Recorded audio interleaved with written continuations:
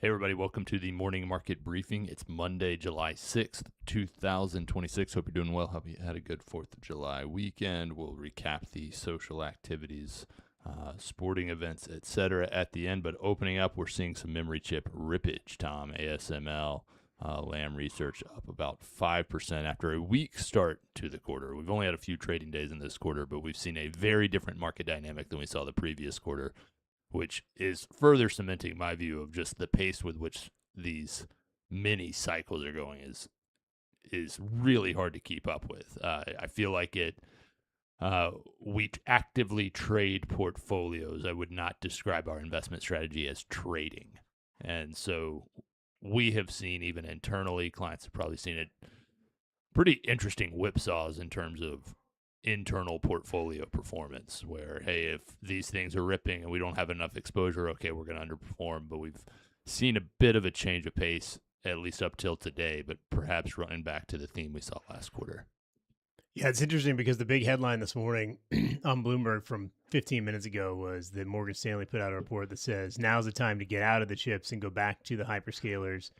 Things like Microsoft, NVIDIA, and Meta are at unbelievable valuations because, I mean, if you look at the major drag on portfolios for us last last quarter, it was not that we didn't own the chips. It was more that we did own Microsoft, which, I mean, if you haven't owned Microsoft since I was in diapers, you've been in a bad spot in terms of performance against the market. So it was a really unusual quarter in terms of the huge divergence where there's a handful of chip companies just skyrocketing up, high double digits, some low triple digits in a single quarter, while, Microsoft is down 20%. So it's an interesting dichotomy. Whether or not Morgan Stanley is correct, at least in the short term, doesn't look right, though a lot of the Mag 7 is up this morning, but not to the tune of 5%, more like right around 1. It looks like it's going to be a nice green open, but if you're not overweight the chip makers, you're probably going to be falling behind on the day. It is interesting to me that from a market perspective, we're so focused on,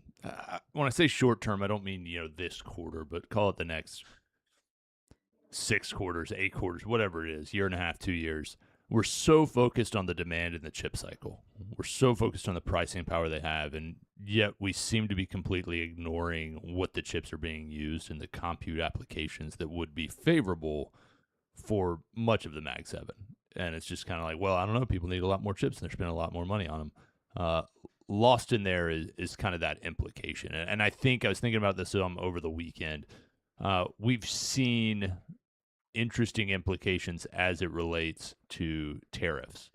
When we thought about the tariffs, everyone was very quick to accept the notion that the end consumer would get the cost. That was the overriding narrative. And go back in time, suspend the reality of where we are in which tariffs were actually suspended and refunds issued. But that was the popular narrative. Hey, an iPhone is going to cost thousands and thousands of dollars. It's going to be impossible to get these things because the tariffs are going to get passed through to the final consumer.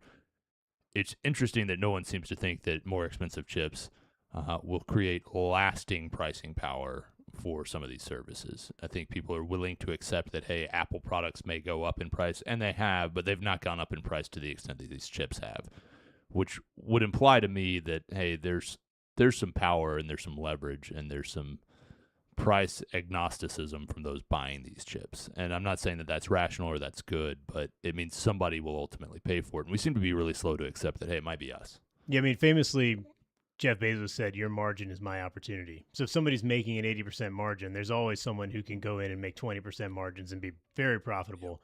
And so, dare I say, it could be transitory. Yeah. It's just interesting that there's sort of two stories going on simultaneously here, which is that the chips are ripping, but then on Friday we also saw that a major data center project that was slated to go in Virginia was basically the government decided, well, we probably won't make any money on this, and so we're going to shut it down. So there's also this sort of the compute necessary may not be there, and they're starting to see some of these data center projects fall apart. I was going back and forth a little bit with a super user, we'll use the code name Scott, about this data center. And it seems like an excuse because in my experience, if the government wants to do something, they do it. They're like, oh, well, popular opinion said we shouldn't open this data center. Yeah. Yeah, right. When was the last time the government stopped doing something because popular opinion didn't really Yeah. go their way? I think it's an excuse. I think that there's a possibility, and to Morgan Stanley's point, that towards the back half of the year, what if Google and Microsoft and Apple said, hey, we don't actually need to do all this CapEx, or Meta, and they're like, Yep. hey, we're actually going to scale it down a little bit. Those stocks are going to rip. And you know where that money is not going to be going? Into these chips at 80% margins Yep. for Micron and AMD. And you can see a complete flip in the second half. And if, people aren't, I mean, it's cheaper for Microsoft right now, just hire someone to do the work than it is for them to have people token maxing and spending $2 million a day, firing Yep. into Perplexity AI. Yep. Shout out to Hicks. Shout out to Hicks. We had to rein him into $1 million of token usage a week, but we've got him. But I mean, they call him the Midnight Toker. Yeah, and you guys all reap the benefits of it when you get to see the cool, photos on the YouTube channel and the captions. Yeah, we scaled down. We actually bought a cardboard cutout of John Cena. That's just been CGI the entire time. We've used AI to put a narwhal hat on his head. You can probably tell like slightly different coloration. We got rid of. We had this guy made named Ben, and he sat where I'm sitting right now. We ended up saying, hey, let's stop using Robo Ben, and we'll figure it out. We'll see if we can find a guy that looks like him tomorrow and see if we can sit here. Broadcom is back in the ASIC business. Broadcom and Apple have agreed to expand their longstanding technology collaboration through 2031 by entering a new multi-year long-term agreement for Broadcom to develop and supply a range of custom ASIC silicon products for use in multiple generations of Apple products. Pretty interesting, especially the way that this is being released. It seems like it's not just more of the same, potentially a little bit more scale, more going on there.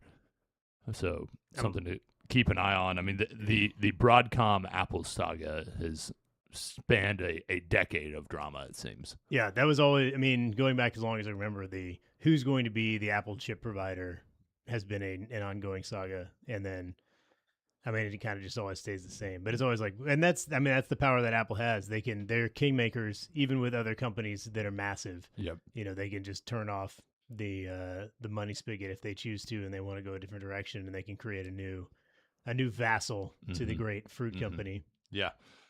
Meanwhile, Goldman just back in the headlines again with advising on another deal. Solstice is acquiring Element Solutions for $14.5 billion in cash and stock. Solstice was spun off from Honeywell back in 2019.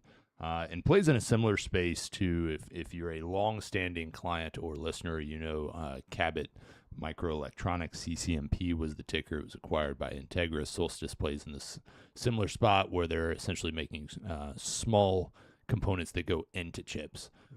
So similar small slurry space. Similar small slurry space. Say that a bunch. So pretty interesting. I honestly, I think the biggest takeaway on this is, unsurprisingly, there's activity in the M&A world as it relates to chip manufacturing, given where we are in this cycle. Equally unsurprising, Goldman making a fortune off this. Yeah. They're just absolutely crushing it right now. In the notes, Ben specifically said they might make more on this than they made on the SpaceX deal, but this is like doing pro bono work for a major murder case. The idea is that, you're going to protect, Casey Anthony, but you're going to get a lot more cases on the backside that you're going to actually get paid for because you were on TV every day for 3 years. And I think that's basically what Goldman did with the SpaceX IPO, because it's been all Goldman all the time since they got the tap to do the SpaceX IPO. Yeah, it's pretty remarkable the year that they're going to have. Yeah. And maybe there's a slowdown. We've talked about some of the IPOs getting pushed back a little bit in the calendar year. But the point here would be they don't need an IPO to just print money. They can have deals like this left and right, and it seems like every single week we're getting one that's in the tens of billions of dollars in impact. They're one of those where I always think of like Goldman being between $200 and $300. Like in my head, it's always like that was kind of like if you're going to buy Goldman, it's $1,000 stock now. It's crazy. Yeah, it's nuts what they managed to put together, really post COVID. Yeah. EU, some interesting commentary here on their block system. Former ECB President Mario Draghi saying, hey, we've got these 27 Eurozone countries. As it turns out, what's there's nothing that's good for all of them. This is not something that's one size fits all. We need to break this down into smaller blocks. I feel like we have alluded to that on this call dozens of times. Yeah. But shout out to him for listening and publishing that. This is on the front page of the Wall Street Journal this morning, and I saw it and I added it to the notes because it obviously made me smile. But what really made me smile is, I don't know if Hicks, I put it in the chat, but I don't know how Ben puts the actual graphics in, but there's a graphic. Yeah, we're missing the shows Ben software. On one side, it says number of EU companies with capitalization over €1 billion created from scratch during the 50 years leading up to 2024. And that number is 0. And then on the other side, it says all 6 U.S. companies with a valuation of over €1 trillion were created in that period. But basically, his assertion is that the EU doesn't really work because you've got a number of different countries that want to do different things. You basically got, the mega block of France and Germany that want to do, they want to be homogenized on the financial space. They want to be, throwing their weight around because they're bigger, larger, more industrial companies. You've got essentially the Western side. You've got Sweden and Poland that are worried about Russia. They want to beef up defense. You've got the southern region, which just stinks out loud. That's the reason they call them the pigs. Portugal, Italy, Greece, Spain, which have been constantly going bankrupt for the last forever. Our whole career. Yeah, just chilling down there in the sunshine. But his idea is you basically need to break it into different blocks and have those blocks sort of work autonomously. And it's just a credit to how the U.S. works. I mean, it's sort of like we have a self-healing system because when things get out of control in California from a regulatory position, people move. Yeah, they go to Texas and Florida. When New York becomes a communist caliphate, those companies are going to move to Texas too. And so there's all these different moving pieces where we have 50 states with 50 different interests and 50 different tax strategies that can be changed autonomously, have nothing to do with the federal government, and we can self-heal and continue to be innovative. Whereas the European Union can't do that. I mean, Poland has done a fair amount of resisting, and surprise, surprise, has been the newest country in the world to hit the $1 trillion mark on GDP. But I mean, we do that 20 times over in a single year, and they have 27 countries, and they don't even sniff our GDP. They wish they could. They wish they could sniff our GDP. They would love to. There's a little scratch and sniff on the GDP sticker. But we dog on Europe and all these different things, but they basically said the fact that they can't figure out their own trade barriers intra-country, even though they have a central trading body, amounts to a 44% tariff on their own goods from each other. So they can complain about our 15% Lots tariffs. of own goals going on. But, he basically said, we've got to reduce regulation. We've got to make it so these companies can be big and can make money, because all they do all day is try and, ding Google and Apple and Meta for $10 billion a year so they can fill their coffers by, touting their beautiful regulations, but they don't make anything. Yeah. I mean, it's crazy to me that so many interesting ideas came from Europe, but where they really blossomed is here in these United States over the last 250 years. Yeah. I mean, think about this. Somebody who's 80 years old has existed for a third of the entire existence of the U.S. And in that period of time, we've gone from being, a backwoods coastal colony system to absolutely dunking on everybody all the time with absolutely no remorse. And it's just a great place to be. And Europe is sad, and they have their soccer. Yeah, they but love do they? I mean, do they? I mean, I will say I've whined about soccer a lot. I'm excited about tonight's U.S. game, 8 p.m. I'm excited because I am now individually, and I'm not speaking on behalf of the country, but I am in a no-lose scenario because over the weekend, FIFA reversed. They suspended the suspension of, is it Balogun? I don't know how to say his name. Balogun? Hicks, do you know? Hicks doesn't know. Nobody knows. Baby Belugan in the Deep Blue Sea. Yeah, but they suspended his suspension, meaning that he can play. And the haters and losers of the international variety, of which there are so many, are absolutely beside themselves. There are reports that Trump was putting in the call to the head of FIFA, whatever that guy's title would be. I don't know if he's the president of FIFA, the executive director, whatever. Trump put in a call. Howard Lutnick supposedly was involved in the discussions to remove this suspension, which I think most soccer fans generally felt like, well, they called it, but I wouldn't agree with the call, but the rules are the rules. Well, that guy's playing now. He's supposed to be out for the game. Having watched, I guess, 3 U.S. soccer games, I'll tell you, that guy's built completely different than everyone else on our roster. He is incredibly athletic. He seems to be much better than all the other players on our team. So he's now playing in the game tonight. If the U.S. wins, they're going to be even more upset, and I love that. And if the U.S. loses, I'll officially be in the camp of, like, why do we care? Like, we cheated, guys, and we still couldn't do this. Why do we still have to watch soccer? So I'm in a no-lose scenario as it relates to tonight's game. Obviously, I would prefer the U.S. to win. Like, if we're going to watch, let's just win the whole thing if we're going to sit here and pretend we care. It's a sport where they can't even figure out how to keep time. It's a sport where nothing happens except for, like, the closing minutes of each half. I mean, the former drama students of the United States are absolutely pretzel because they love soccer. They hate Trump. But then Trump saves soccer, and they don't know what to do. So many tears in their neckbeards. Yeah, so many. Yeah, it's incredible. I mean, I would say that, and I'm going to exclude Ben from this because Ben is vaguely European / African / I guess New Zealand. We picked that one up this week. But the Venn diagram of did not play a sport in high school and love and soccer. Number one favorite sport is soccer is so high. And then you add the third piece of hates America. And it's so tough because, like, I would argue the only people that did play a sport in high school that really, like, full-time love soccer, get up and watch the games on Saturday, morning.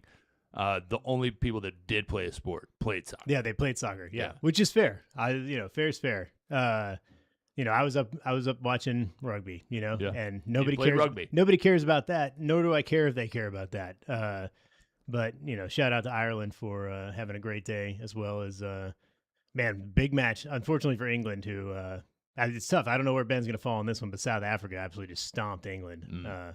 So something tells me Ben would be there's no flopping, no crying. He'd be a South African fan in rugby. Yeah, I mean, they're number one in the world, so for a reason. It's going to be interesting tonight to see what happens. I'll watch it. The rest of the week, we've got ISM services coming out a little bit later today. We're going to hear from Waller today. We'll get the trade deficit for the month of May on Tuesday. Get the meeting minutes from the Fed.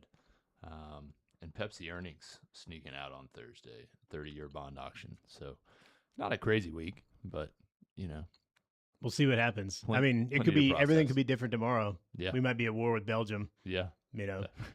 I will say I was looking for Twitter commentary on this Wall Street Journal article, and I was telling Hicks about this.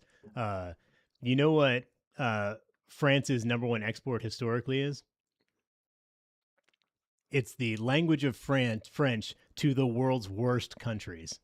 If you look at all of the countries that speak French that are not France, you are going to find some of the worst, most corrupt, most disgusting countries on the planet, and it's not even close. I love that a major outcome is that now people think, hey, maybe FIFA's corrupt. Yeah.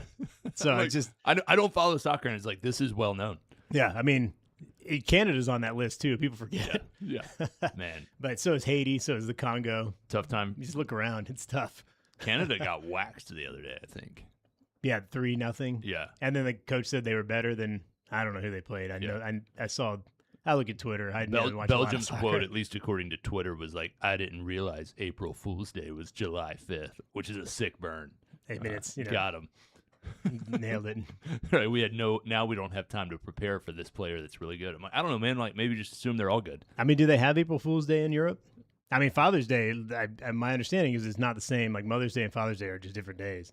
Yeah. So, and Canada Day, I guess, was recently because there was a pretty funny video of their DEI 21 gun salute. They were showing they had like a special squadron of different rainbows and colors that came out to celebrate Canada Day, and their marching was one of the most unbelievable things I've ever seen in my life. Look it up on Twitter. It was not AI. It was very funny. We'll check it out. So, Yeah, good call today, I think. Yeah, I think we good did stuff. a good job here. We're interviewing people that look like the character that was played by an AI agent.